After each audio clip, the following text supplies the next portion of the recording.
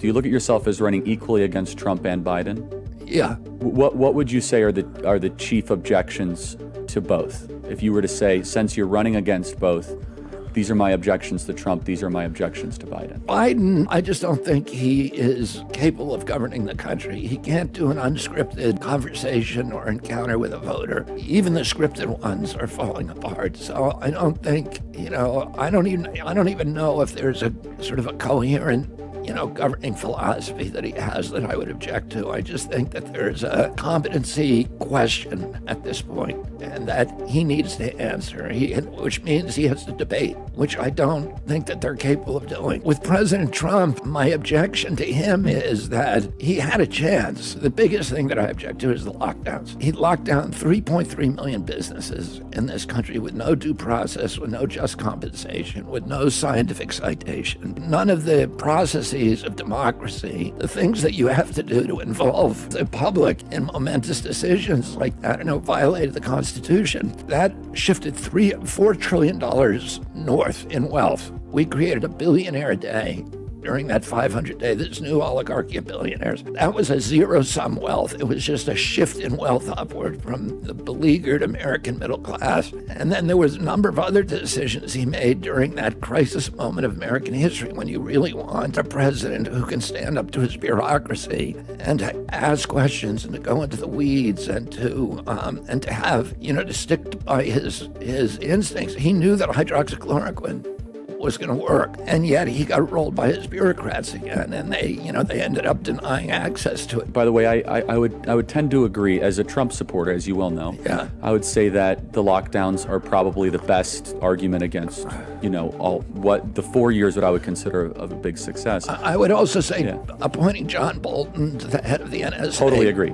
John Bolton should be deported from the country.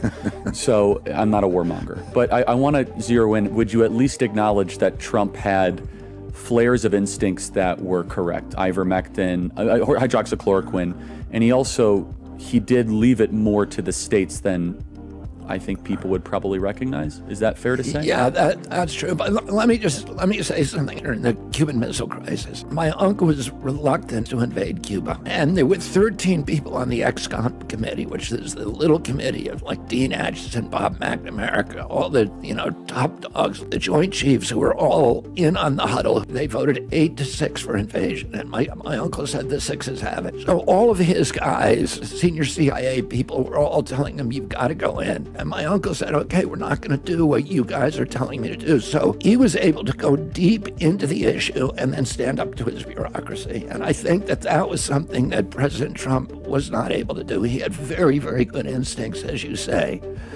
But I don't think he had the discipline to be able to actually sit down and do the research himself that would allow him to stand up to people who are the authorities. What's your pitch to a Trump supporter watching this or listening to this right now? I think President Trump had it right on the medical freedom issues. I think he had it right on the war issues in his rhetoric, but I don't think he executed well. And if you want a president who's actually going to dismantle the corrupt merger of state and corporate power, that's going to address problems with the Fed, the capture of that agency by... You mean the Federal Reserve? Yeah, by, big banks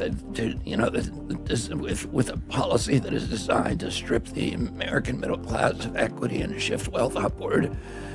If you want a president who's going to actually address the problems at the CIA and who's going to reform that agency, which President Trump never even attempted to do, that agency now has been captured by the military contractors. I don't think that President Trump is capable of getting into the weeds to do the kind of reforms that you need to do and to stand up to the bureaucracies in the process. So that is the pitch that I'd make. If you want, the America back, the America I think we all envision, I don't think that he's going to give it back to you, and I will.